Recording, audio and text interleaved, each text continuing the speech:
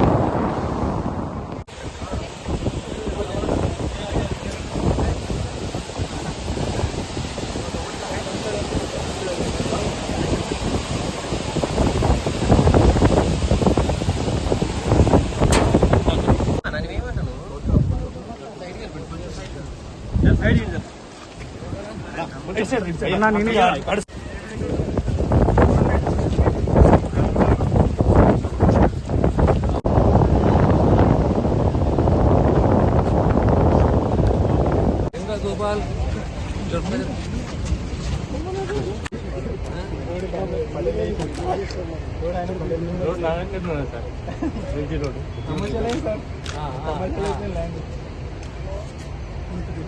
దీన్ని ఆ రోడ్ కు కరెక్ట్ చేయాలంటే ఏం చేయాలి?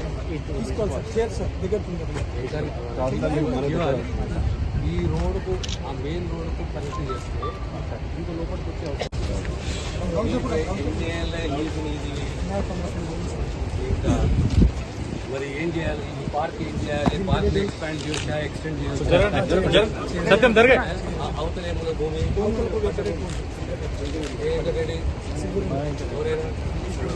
భాష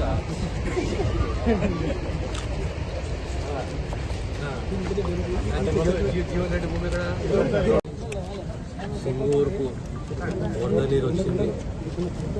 సింగూరు సామర్థ్యం 29.9 టీఎంసీలు.